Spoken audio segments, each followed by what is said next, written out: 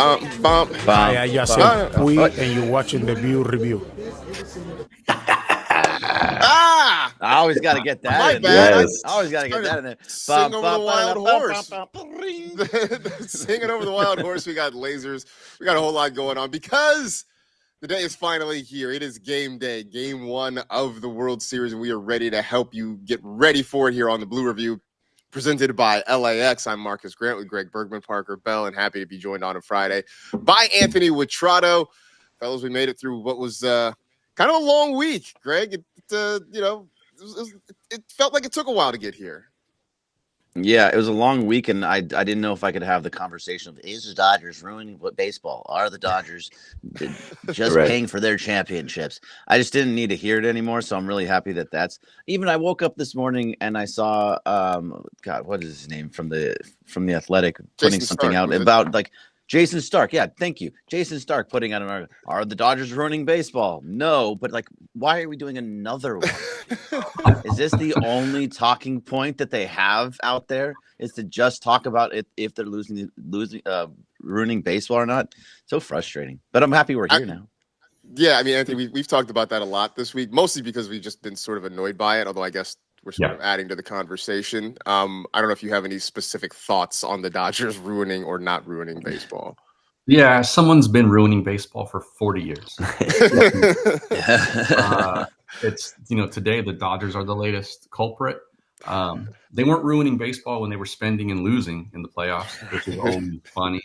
Because the process is the same, right? Now it's just now that they might win a second World Series in a row that the game is ruined and is not going to ever survive, and the lockout is strictly because of them. Like, I got news for you: there's going to be a lockout whether the Dodgers make the playoffs or not. Mm-hmm. Yeah, it does seem to be trending though. It seems to be trending that way, and that could be a conversation for another time. We will get to that. That would be a disaster. That would be an absolute disaster. Look, I mean, we all lived through 94. Parker, did you know? I don't think Parker lived through 94. Never mind. Not all of us lived through 1994. But those of us who remember 1994 remember how much of a disaster that was. So we would like to not redo that, but sort of out of our hands. What is in our hands is the ability to thank LAX, though, for helping us here on the Blue Review. They are saving guest time. They're transforming the travel experience. You can get more information at flylax.com/transforminglax. All right. Game one tonight. We got word yesterday that it'll be Trey Savage getting the start for the Blue Jays. We have known for some time that Blake Snell was going to take the ball in game one for the Dodgers. And Parker, maybe a little bit of a surprise. I mean, it's a surprise in the sense that this is a guy who's gone through, 3 different levels of baseball just this season alone, and now is getting the game one start. But I said yesterday that maybe also he's the guy that has the least amount of tape out on him. I don't know how you feel, Parker, but I feel like it's kind of a shrewd move by John Schneider. Yeah, I agree with you in the sense that, hey, actually do something unique if the Blue Jays, because when you're going against a guy like Blake Snell, you're already expecting that it's going to be a tough matchup in terms of putting runs on the board. So at this point, give the guy who you have the least film on, see what happens. And of course, I think this kid, I mean, what a story just from single A to the game one World Series start. And he's got such a unique wind up. You never know what can happen. It's one of those things where baseball is baseball. Any single thing can happen in one day. But it's advantage Snell, regardless of who you throw out there today. Snell's been one of the most dominant pitchers, honestly, since September at this point. So I don't really know what to say in terms of, I think Dodgers take game one just because Snell's going to do another dominant performance. I mean, obviously, Greg, that has been the big story for the Dodgers in this postseason, how great their starting pitching has been.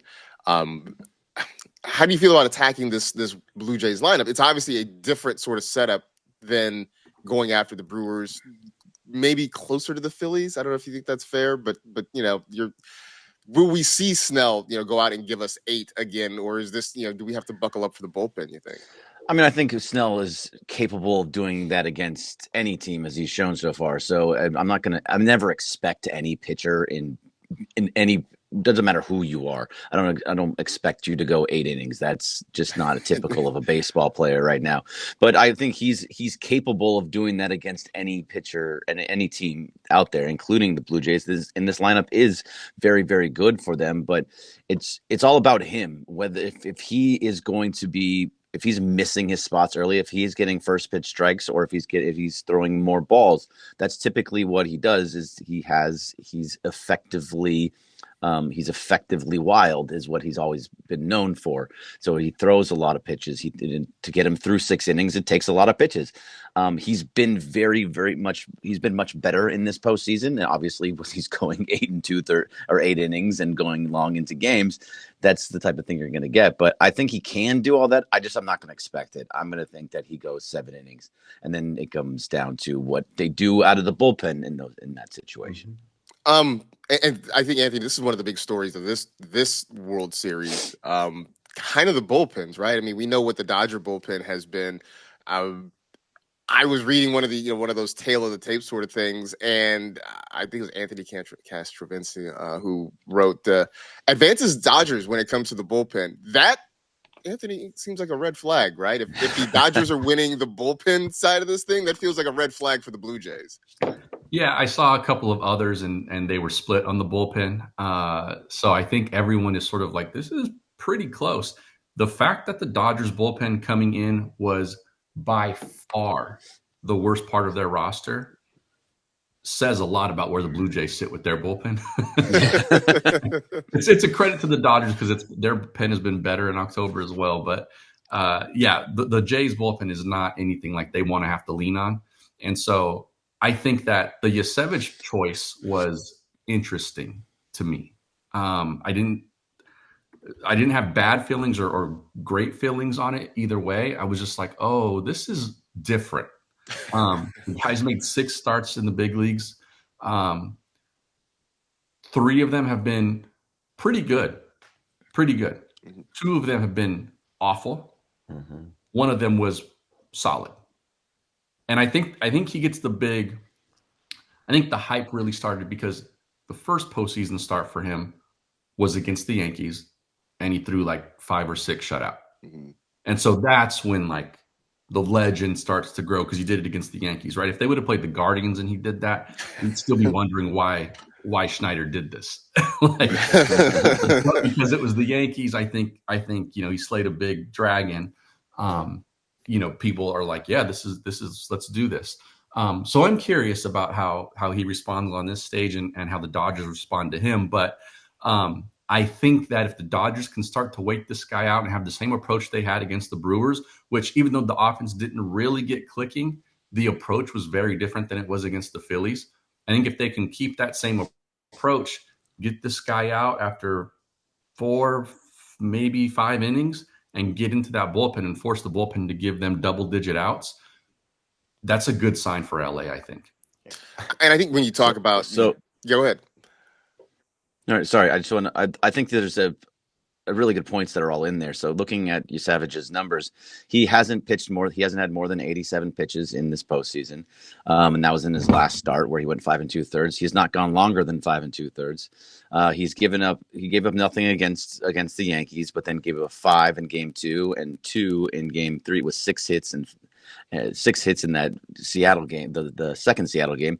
His numbers aren't great. He does strike people out. He got 7 strikeouts. He had 11 strikeouts in the first game and then 11 strikeouts combined in the next 2.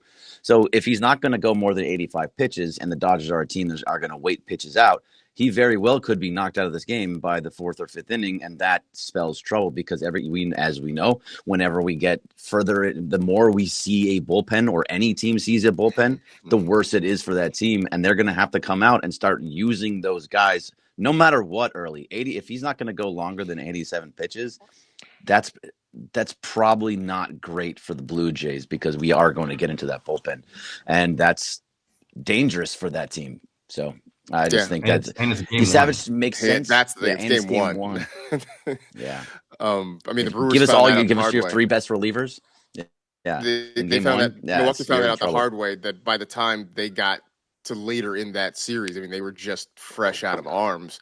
And so I mean, just looking at what Yasevich has done, 5 2/3 as long as he's gone so far. So that means, just by rote, they're going to have to get into that bullpen at some point, tonight, throughout the series. So we will see. Parker, it's the old cliche, right? The Dodgers have had a full week off. They clinched the NL title on Friday, a week ago today. The whole rest versus rust, right? Are we going to see them come out and maybe not look sharp in the first few innings, just because, I know they've been working on things, simulated games, batting practice, but that doesn't match the intensity of 50,000 Blue Jays fans, on your head at Rogers Center. What do you expect to see from them tonight? Marcus, I think the conversation of Dodgers not looking sharp probably ended again in around that September area, maybe even around the end of August. It's just, this Dodgers team is a different beast, different animal. You even have Shohei, who hardly ever takes bullpen on the field, or BP on the field, if really ever. And now he's done it multiple times here in the playoffs. The guys are locked in. I'm sure that they're rallying also behind their teammate Vesia, who we all, are putting our thoughts and prayers out to. Yeah. So this Dodgers team is on a different kind of run right now. And I don't even know what to say outside of this. Savage has to face Shohei Ohtani right off the jump. And he's lived in like 5 different cities this year, still has clothes in his tundra below Rogers Center.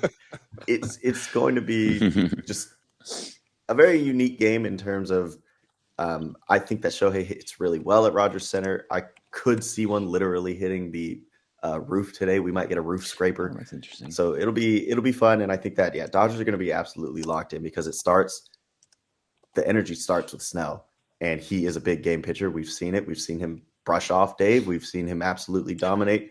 So it starts with Snell. And if the energy with Snell is there, the energy with the whole team is there. You did mention Alex Vesia, and definitely want to send our thoughts and our wishes to him and his family. In fact, if you have not seen, he is away from the team for what's being called a deeply personal matter. So just hoping that everything is as well as can be with him and his family at this point. That does, though, however, beg a baseball question, Greg, however awkward that transition might be. Without Vesia, who has been a key part of this bullpen, does that mean we see more Anthony Banda? I mean, your thoughts on kind of how the Dodgers play this, not having one of their big left-handed arms out of the bullpen? Yeah, since they are very heavy left-handed also in that bullpen, I do think that it's going to be, you see more Banda than in the spots that Vesia was supposed to be in. Think you see Banda in those spots. I also think that we're probably going to be seeing Tanner Scott on this roster for sure now, because I mean, they have until 10 o'clock today to make their put the World Series roster out. But if there's anything whatsoever that is going to keep Alex Vesia with his family, he should stay with his family. That family comes first. I understand this is the World Series. I understand what they're trying to do, but family comes first. Whatever he's going through must be big enough that he has to be home with his wife. So stay home and, don't worry about the team. The team's got your back, and we'll use you. You'll be motivation for the team. Yeah, so, sure. But I do think it's going to be a lot more of Anthony Banda in those situations. And I think we see Tanner Scott. It just happens. I mean, to that point though, Anthony, obviously, this does open a spot. Scott is a left-hander that you can bring in and use. It has been almost a full calendar month since he pitched. I think September 26th, the last time he pitched in a ball game. He's not ready for. I don't know if he's ready for high leverage, even if he was pitching all the way through. But I mean, is he what? In case somebody runs into trouble in the 7th, is he a fireman? Is he get a clean inning? I mean, how would you use Tanner Scott right now? Yeah, it's an interesting question. You do see more Banda, and I think if he's a strictly platoon guy, you got to face the 3 batters. But then I think that'll be fine with Banda, because he's been really good against lefties since like July. But I did not. Tanner Scott didn't even cross my mind until Greg said something, and it's a really valid observation, really valid possibility there. I don't know why I didn't think of it, because yesterday I spent like the day reading like 2 or 3 things about Tanner Scott, and that part of it never crossed my mind. I was thinking like, well, maybe Wrobleski is on the roster now, because I think he might be a guy who could have gotten cut prior to this news. But man, Tanner Scott might be the dude now. It really makes a lot of sense. And so, to your point, where do you use this guy? Because what you're doing is you're losing a leverage guy for a guy who hasn't pitched in a month, like you said. And how much can you trust this dude? Like, all you've seen is maybe a couple of live sessions and some bullpens. Is that enough for Dave to say, okay, hey, 7th inning, 1-run lead, tie game, whatever, like, you're in there, buddy? Like, for me, absolutely not. But like, if you do put him in, like, what is the role? And I would think at this point, somebody like Wrobleski, who, even though he didn't pitch in the last series, would be more ready / trustworthy in a situation like that than Tanner Scott would be at this point. So, Parker, as Anthony was talking, I just had this weird theory in my head. Would it almost be better to have him pitch in Toronto versus LA? And just sort of hear me out on this. I mean, you come in Toronto, you know automatically whether you are good or bad. Everybody is waiting for you to fail. I would think there's sort of an added pressure of having him come out and pitch at home, where the fans are already a little bit anxious about seeing you. And the moment, you throw a couple out of the zone or you walk somebody, then suddenly that anxiety grows. And maybe it's better just to have him focus in a place where he knows it's sort of enemy territory already. There might be something to that, Marcus. I mean, you can already see in our chat, just on Twitter, search up Tanner Scott. There's some things I can't even say in this episode. But Jay Farrell 305 in the chat. I mean, he sounds a little bit like Parker here. Listen, if Scott steps up, every heroic epic includes a redemption arc, and he's correct. It gives me I'm such a nerd. I'm always watching anime, and there's always this idea of like the main character does something that makes everybody mad, and then in the end they redeem it. Tanner Scott said last night when he signed, he wanted to win. They're in the World Series, so it's fun. And I think to hear him say stuff like it's fun, I mean, for me, just seeing that a pitcher, at least mentally, he's not talking about like, oh, baseball hates me like he was earlier in the season. Yeah. Perhaps this procedure that he had to go through maybe made him a little more comfortable, just in terms of just like overall feel with the body.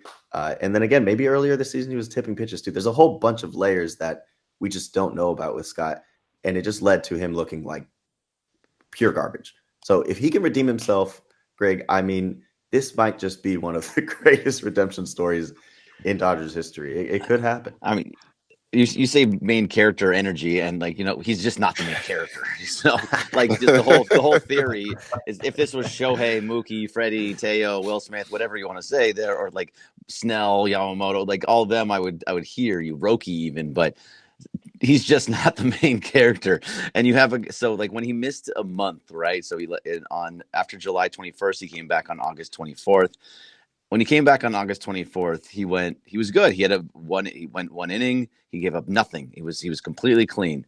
Then he gave up a hit in the next one, but was clean. Then it was 3 runs and a blown save. Then he got a loss by giving up a run, then a blown save. Then he got a save, and it was pretty good for a little bit after giving up 3 runs. And then he had a blown save and another one. Like, he's so up and down that it doesn't give you, there's nothing in here that is giving me, like, I feel good about him going out there. He can be good. There's a possibility he can be good, but there's also a very high possibility that can be very, very bad at the same time. And with this whole 3-batter rule, you gotta deploy him in the right ways. So if you are going to see him, in my mind, what they were doing with Trinan to get him back on to a little bit back on track, if a guy goes 2/3 and he only needs 1 out, you put him in for that 1 out, and that's it. Now it can still blow up, but if he gets that 1 out, that gives him confidence, and then you start doing that for a little bit before you give him full innings, or in high leverage situations. The 1 out, I think that's the only way. They don't want to give him something, especially early on in the World Series, give him where he has to go 3.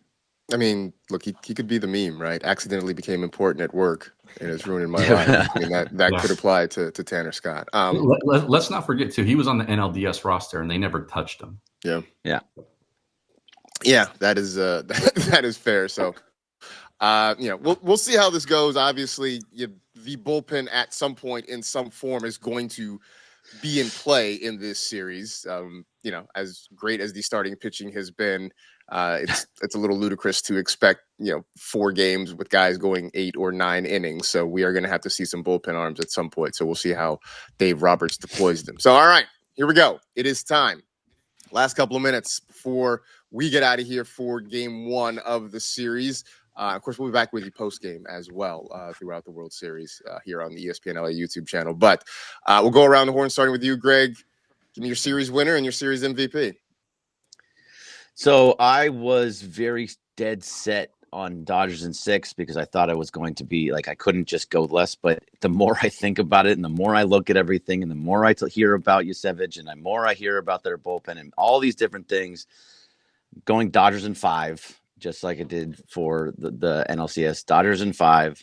And I'm going to be a little bit different on this one. I think Max Muncy breaks out here in a large way since they're all right-handed pitchers. I'm going to go with Max Muncy as the MVP. All right. I like that. Anthony, series winner and MVP.